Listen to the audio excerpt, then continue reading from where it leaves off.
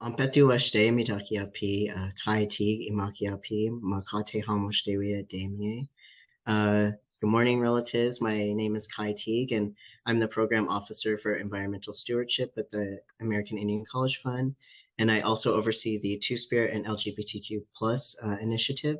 And I'm joining you from Poplar, Montana, located on the Fort Peck Reservation. And I'm Hannah Gonzalez, the Program Administrator for Tribal College and University Programs at the College Fund. And my work is primarily in high school equivalency and other adult education programming. I'm joining you from our office in Denver, Colorado. So the Honoring Those Who Hold Us is a story series to honor and share the ways in which students, faculty, staff, and TCU leadership at tribal colleges and universities have been held, carried, supported, and sometimes pushed in a good way by our elders. With this, the College Fund wants to acknowledge that the ways in which our Indigenous communities refer to our grandparents, our elders, and knowledge carriers differs greatly. And so our language, we know that our languages reflect not only kinship, but sometimes the knowledge our relatives hold and how they carry that knowledge. And so we welcome you to share how you're comfortable and how it's appropriate to in using these understandings and terms and how these relatives have contributed to your personal and educational pathways. For me personally, I have two grandmas that have made a really significant impact on me. My grandma Eileen raised me up in the garden. I planted, watered, harvested, climbed in hard to reach places. I snapped endless bowls of green beans, shucked corn.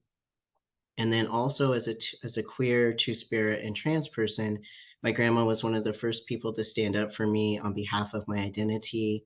And she let me know time and time again that she loved me endlessly. My grandma Vivian, whose home I actually live in and care for, was a really straightforward woman. And it only took one time of her yelling at me and a friend of mine to get up and to get moving because sleeping in was not the Indian way. Both of them really instilled a strong work ethic in me, but not just a strong work ethic, but that everywhere I go, whether it's a family's home, a ceremony, a gathering at work, that I should get up and be helpful. And so I definitely would not be who I am and how I am without them. In our work, we've heard and seen these stories of how a grandma will show up to a college event to gather information about courses or to grab applications and bring them back to their grandchildren. Or some will just enroll them right there and tell them to go to school.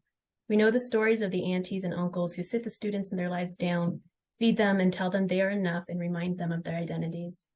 We also hear from TCU faculty, staff, and leadership of how their parents or elders instilled a love for education in them or supported them in a way that drove them to become the support that they are for their students today. My inspiration for helping create a space for these stories was realizing that today there's a tendency sometimes to criticize older generations rather than honor them when only good can come from giving them that respect. We can learn so much from their experiences and life stories. This is something that has always been recognized and practiced by Native communities and something we hope to elevate through this story series. So in the space of higher education, whether you're a student, a staff member, working in student support, and also at the College Fund, our work as program officers and working with tribal colleges and universities, this work can feel abstract and it can feel isolating. It might make us feel quite alone when we're just staring at computers for endless hours, trying to get through chapters of reading, developing presentations, but we aren't, in fact, alone.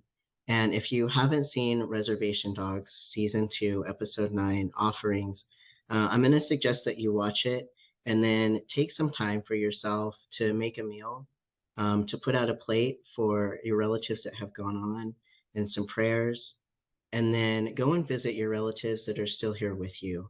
Take them some food, something they like to drink, and spend that time with them because none of us got here alone doing this work by ourselves, and none of us get through it alone. And so this story series really is an opportunity to make that acknowledgement and share some of those moments about the elders and grandparents and those who haven't just carried us at times, but have carried our cultures, our languages, our values, our ceremonies, and share their own life's lessons in order to help us out. And so we invite all TCU students, faculty and staff, leadership, and also tribal nations community elders to share their stories for this series. And you can see the various submission styles on the webpage. And of course, you can reach out to us if you have any questions or need any support in making those submissions. And with that, we would just like to say thank you, Pidamayaye, and that's it.